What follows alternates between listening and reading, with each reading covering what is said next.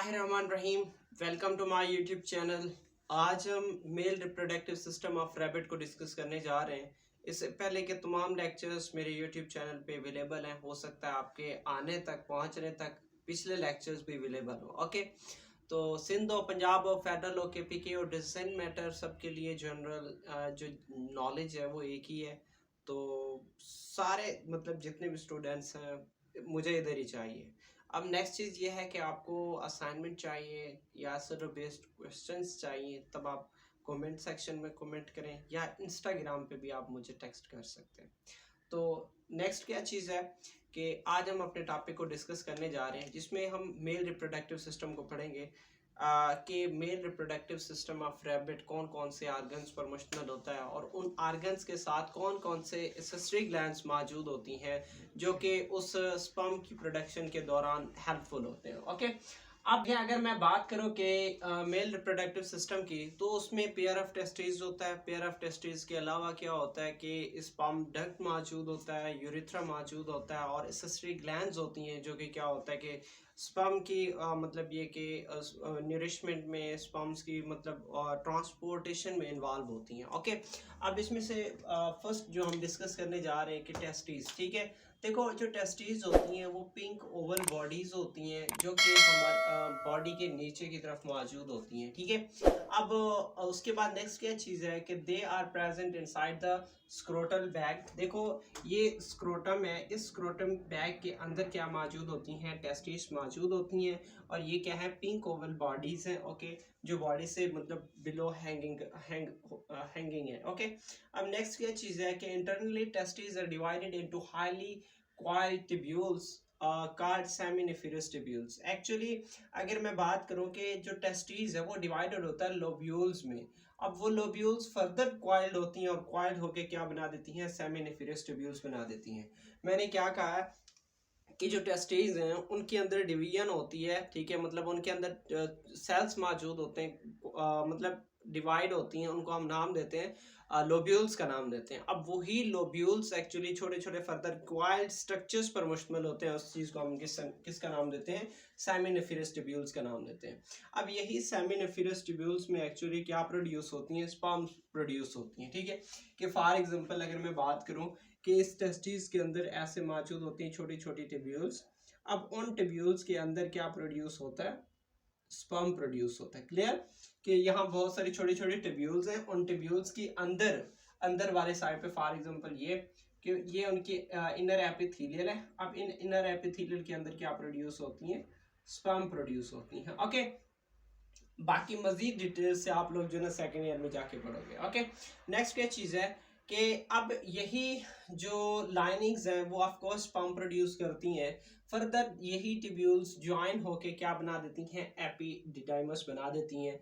अब वो एपिडिडाइमस उसको क्या करता है, स्पर्म को स्टोर करता है। जो सेमिनिफरस ट्यूब्यूल्स हैं उनकी लाइनिंग में स्पर्म बनते हैं और फर्दर वही क्वाइल ट्यूब्यूल्स आगे जाके क्या बना देती हैं, मतलब एपिडिडाइमस बनाती हैं। वो एपिडिडाइमस एक्चुअली स्पर्म को क्या करता है, स्टोर करता है। ओके, देखो कि यहाँ पे ये जो स्ट्रक्चर है हमने बात की कि इनसाइड पे ये स्ट्रक्चर है ये क्या करती हैं, स्पर्म प्रोड्यूस करती हैं और उनके ऊपर मौजूद होता है एपिडिडाइमस। अब ये एपिडिडाइमस, ठीक है, ये क्या करता है कि स्पर्म्स को मतलब स्टोर करता है। ओके, अब नेक्स्ट क्या चीज है कि नेक्स्ट है वास्ट डिफरेंस। वास्ट डिफरेंस एक ऐसा है, मतलब एक ऐसा ट्यूब है जो क्या करता है, एपिडिडाइमस को यूरिथ्रा से कंबाइन करता है। देखो ये एपिडिडाइमस है, इसको यूरिथ्रा से कंबाइन करवाना। ठीक है, यहाँ पे मैंने लिखा है इस साइड पे कि इस यूरिथ्रा से कंबाइन करने के लिए क्या मौजूद है, this is vast difference. Vast difference एक ऐसा आर्गन है जो एपिडिडाइमस को यूरिथ्रा से क्या करता है, कनेक्ट करता है। ओके, अब नेक्स्ट क्या चीज है कि आपको पता है यूरेथ्रा एक एजुकुलेटरी डक्ट है, वो स्पर्म को रिलीज करने के काम आता है। इवन आप फर्दर ये भी कह सकते हैं कि जो यूरेथ्रा है वो स्पर्म के साथ साथ यूरिन को भी रिलीज करने के काम, मतलब वो भी रिलीज करता है। ओके, हेल्पफुल होता है।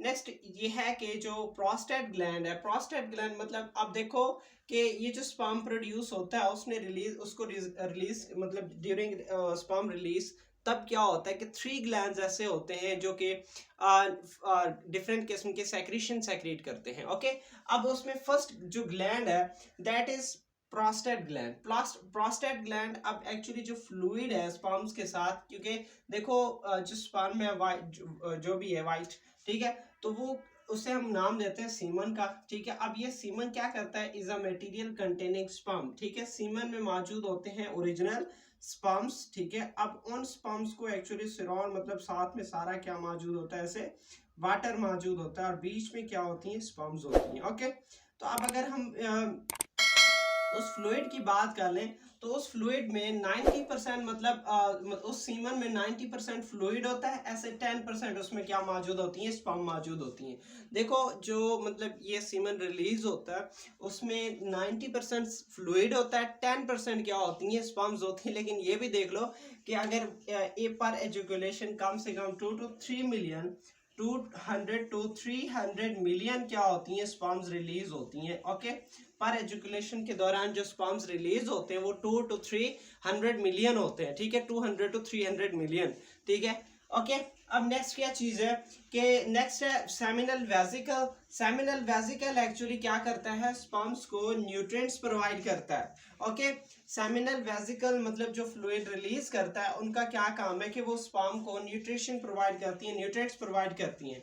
अब इसी तरीके से कॉपर्स ग्लैंड है। कॉपर्स ग्लैंड क्या करता है, स्पर्म डक्ट को लुब्रिकेट करता है, मतलब ये कि उसमें ताकि जो स्पर्म डक्ट है उससे पहले से मतलब फ्लूइड रिलीज करवा के, ताकि जो स्पर्म आने वाले स्पर्म्स हैं वो डैमेज ना हो। ठीक है, उनका फ्लो स्मूथ हो। ठीक है, तो ये कौन करवा रहा होता है, ये आपका कॉर्पस ग्लैंड करवा रहा होता है। ओके, देखो टेस्टिस सराउंडेड होती है, टेस्टिस दो टेस्टिस मौजूद हैं, उनको सराउंड कौन करता है, स्क्रोटम, ये बॉडी के नीचे मौजूद है। अब उसके बाद जो है ना टेस्टिस के अंदर छोटे छोटे कॉइल स्ट्रक्चर्स होती हैं जिनको हम नाम देते हैं seminiferous tubules. Seminiferous tubules join करके क्या बनाती हैं, एपिडिडाइमस। अब एपिडिडाइमस फर्दर यूरेथ्रा की मदद से किससे कनेक्टेड होता है, वास डिफरेंस से कनेक्टेड होता है।